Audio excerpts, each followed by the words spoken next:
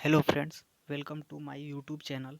तो फ्रेंड्स, आज हम बात करेंगे कि जो 31 जनवरी 2021 को सीटेट का एग्ज़ाम होने वाला है, उसमें किस प्रकार से मैथ्स का 30 क्वेश्चंस आते हैं और उसमें जो 30 क्वेश्चंस में से 15 क्वेश्चन जो होते हैं वो पेडागोजी के किस तरीके से बनते हैं। तो इसी के क्रम में जो हम 2015 का सीटेट का एग्ज़ाम हुआ था, उसका हम देखते हैं कि सीटेट का एग्ज़ाम जो 2015 में हुआ था, उसमें मैथ पेडागोजी के क्वेश्चन किस प्रकार से बने थे। और उसी प्रकार से क्वेश्चन बस चेंज रहता है, बाकी पैटर्न जो है वो सेम रहता है। तो हम 2015 का जो सीटेट का एग्ज़ाम हुआ था, उसमें मैथ्स पेडागोजी के क्वेश्चन देखते हैं कि किस प्रकार से क्वेश्चन बने थे। तो पहला क्वेश्चन है, चौथी कक्षा के विद्यार्थियों के लिए अधिगम उद्देश्य दिया गया है। विद्यार्थी दशमलव वाली दो संख्याओं को, यहाँ पे ध्यान रखें कि दशमलव वाली जो है वो दो संख्याओं हो, दशमलव के दो स्थान तक हैं। जो दशमलव की संख्याएं हैं वो दो स्थान तक हैं। मान लीजिए कोई भी संख्या जो दो स्थान तक है, उनको क्रम में रखने और उनकी तुलना करने के योग्य रखता है। यह अधिगम उद्देश्य उल्लेख करता है। प्रक्रियात्मक उद्देश्य, प्रक्रियात्मक ध्येय, प्रक्रियात्मक ध्येय तो इससे कोई वो नहीं है। सुव्यवस्थित ध्येय, यदि सुव्यवस्थित ध्येय होता तो यह जो है दशमलव के मान में नहीं होता, ये अपना क्रम वाइज होता, तो ये भी नहीं होगा। और फिर तीसरा दिया है सामाजिक ध्येय। मैथ्स पेडागोजी है, तो मैथ्स पेडागोजी में जो स्थानीय मान है, इससे सामाजिक ध्येय का कोई लेना देना नहीं है। तो इसका जो आंसर हो जाएगा वो हो जाएगा डी, विषयात्मक ध्येय। फिर आगे देखते हैं, दूसरा क्वेश्चन दिया है कि कक्षा 2 के कुछ विद्यार्थियों को हासिल वाले, कक्षा जो 2 के विद्यार्थी हैं उनको हासिल वाले 2 अंकों की संख्याओं के जोड़ में कठिनाई आती है। कक्षा 2 के जो विद्यार्थी हैं उनको हासिल वाले 2 अंकों की संख्याओं को जोड़ करने में कठिनाई होती है, कठिनाई का सामना कर। इस प्रकार की समस्या का कारण क्या हो सकता है। तो पहला दिया है गणित में रुचि का अभाव, ऐसा नहीं है, गणित में रुचि का अभाव कोई ऐसा नहीं है। फिर दिया है अंकित मान और स्थानीय मान में अंतर की समझ का अभाव, ये भी नहीं हो सकता है। शून्य के महत्व की समझ का अभाव, ये भी नहीं हो सकता है। पुनर्समूहीकरण की प्रक्रिया की समझ का अभाव, ये जो है ये सही आंसर है, इसका जो है वो डी हो जाएगा। और फिर आगे देखते हैं, तीसरा इसमें दिया है कि प्राथमिक स्तर पर गणित की अच्छी पाठ्यपुस्तक के लिए निम्नलिखित में से कौन सी विशेषता महत्वपूर्ण है। तो यहाँ पे पहला दिया है कि उसमें अवधारणाओं का परिचय संदर्भों के द्वारा दिया जाना चाहिए। उसमें अवधारणाओं का परिचय संदर्भों के द्वारा दिया जाना चाहिए। और आगे देखते हैं, उसमें केवल जो है ये गलत हो जाएगा, केवल जो है वो नहीं होगा। फिर आकर्षक और रंगीन होना चाहिए, ऐसा भी कुछ नहीं है। वह मोटी और बड़ी होनी चाहिए, ऐसा भी कोई नहीं है। तो इसका जो आंसर हो जाएगा वो हो जाएगा डी, इसमें अवधारणाओं का परिचय संदर्भों के द्वारा दिया जाना चाहिए। तो इसका आंसर हो जाएगा डी। अरे इसका आंसर जो हो जाएगा वो हो जाएगा ए, इसका जो आंसर होगा वो होगा ए। और फिर आगे देखते हैं, चौथा इसमें दिया है कि गणित की कक्षा में संप्रेषण का उल्लेख किस प्रकार की क्षमता का विकास करना है। दंड आरेख से कोई मतलब नहीं है संप्रेषण में। कक्षा में पूछे गए प्रश्नों का तुरंत उत्तर देना, ऐसा भी कोई नहीं है संप्रेषण का। गणित की समस्याओं पर दूसरे के विचारों का खंडन करना, गणित की समस्याओं पर दूसरे के विचारों का खंडन करना। तो जो है दूसरे का जो गणित की समस्या जो है दूसरे के विचारों का खंडन करना, ये जो है ये संप्रेषण का उल्लेख जो है विकास करना नहीं है। इसका जो आंसर हो जाएगा वो डी, गणित के विचार को सुव्यवस्थित, संचित और स्पष्ट करना जो है ये जो है इसका राइट आंसर हो जाएगा। और फिर आगे देखते हैं, पांचवा दिया है, राष्ट्रीय पाठ्यचर्या रूपरेखा 2005 सिफारिश करती है कि प्राथमिक स्तर पर गणित की शिक्षा का केंद्र होना चाहिए। गणित का जो शिक्षा का केंद्र है वो किस प्रकार से होना चाहिए। उच्चतर कक्षा के लिए तैयारी, ऐसा भी नहीं है कि हम पहले से 1 से 5 तक का बच्चा है तो वो आगे जो है 6 से 8 तक की तैयारी करने लगे, ऐसा भी नहीं है। गणित गणित के अमूर्त विचार करना, ऐसा भी नहीं है। कक्ष में की गई पढ़ाई को विद्यार्थियों को दैनिक जिंदगी, यहाँ जो दैनिक जिंदगी जो दिया गया है ये जो है पॉजिटिव वर्ड है, तो इसका जो आंसर हो जाएगा वो हो जाएगा सी।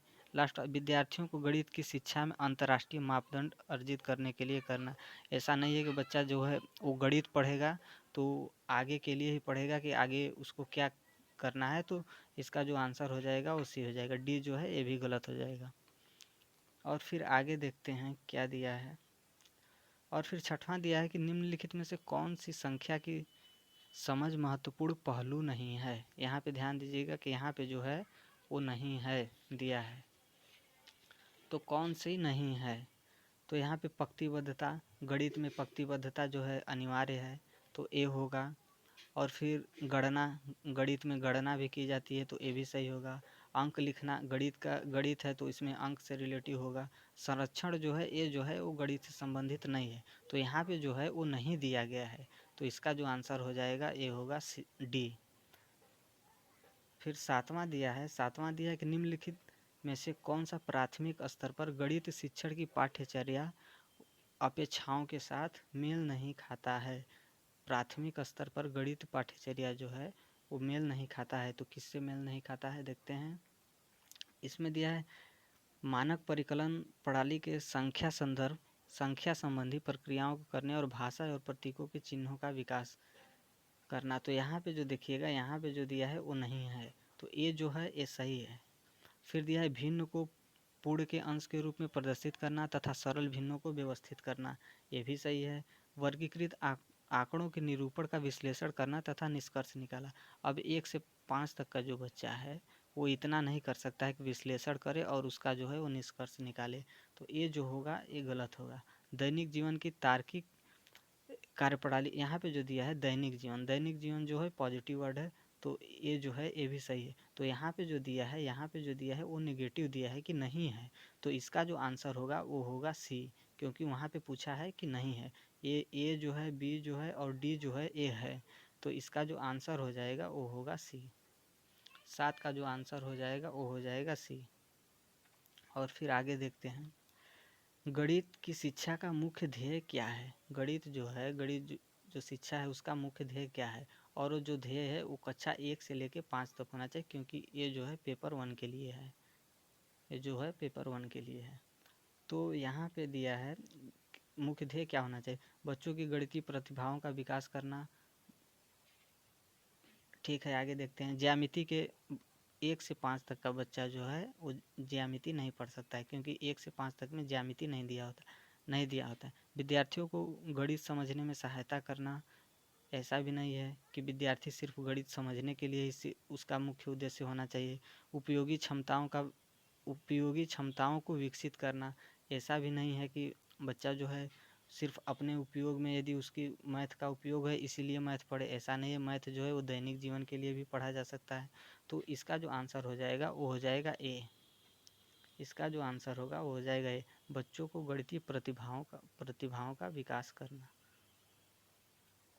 और फिर आगे देखते हैं 9वां क्या दिया है एक शिक्षिका गणित के संप्रत्ययों को सिखाते हुए खोजपरक उपागम का उपयोग करती है, विद्यार्थियों की व्यवहारिक क्षमताओं का उपयोग करती है और उन्हें चर्चा में शामिल करती है। वह इस युक्ति का प्रयोग किस लिए करती है, तो इसमें जो है इसमें दिया है कि एक शिक्षिका गणित के संप्रत्ययों को सिखाते हुए खोजपरक, यहाँ जो है खोजपरक उपागम का उपयोग करती है, विद्यार्थियों की व्यवहारिक क्षमताओं का उपयोग करती है और उन्हें चर्चा में शामिल करती है। वो जो है कक्षा 1 से 5 तक के विद्यार्थियों को चर्चा में शामिल करती है। वह इस युक्ति का प्रयोग किस लिए करती है, तो इसका जो हो जाएगा गणित शिक्षण के संकीर्ण उद्देश्य की प्राप्त करने के लिए। संकीर्ण उद्देश्य ऐसा है ही नहीं, क्योंकि 1 से 5 तक में संकीर्ण उद्देश्य ऐसा है नहीं। फिर दूसरा जो है गणित शिक्षण के उच्चतर उद्देश्य जो है ये प्राथमिक बच्चों के लिए उच्चतर उद्देश्य नहीं हो सकता है। विद्यार्थियों की व्यवहारिक क्षमताओं को विकास करने के लिए। ठीक है, हम डी देखते हैं एक निश्चित प्रकार की सोच व तार्किकता को विकसित करने के लिए, तो इसका जो आंसर हो जाएगा वो हो जाएगा डी, एक निश्चित प्रकार की सोच व तार्किकता को विकसित करने के लिए। और फिर 10वां देखते हैं, और जो ये है इसका लास्ट है। एक शिक्षिका कक्षा 5 की शैलजा से एक आकृति के परिमाप के बारे में पूछती है। वह शैलजा के उसके हल को अपने शब्दों में बताने को भी कहती है। टीचर जो है शैलजा को अपने शब्दों में बताने को कहती है। शैलजा समस्या का सही हल करने की सक्षम थी, परंतु उसकी व्याख्या नहीं कर सकती थी। एक टीचर जो है वो शैलजा से क्वेश्चन पूछती है और शैलजा जो है उसकी उत्तर देने में सक्षम होती है, लेकिन उसकी व्याख्या नहीं कर पाती है। शैलजा निम्न प्रकार की किस विशेषताओं को प्रदर्शित करती है? निम्न स्तरीय भाषा प्रवीणता और उच्च स्तरीय, ऐसा भी नहीं है उच्च स्तरीय, कम कम आत्मविश्वास स्तर तथा कम गणितीय कौशल। कम गणितीय कौशल नहीं हो सकता है, क्योंकि कम गणितीय कौशल होता तो वो सॉल्व नहीं कर पाती।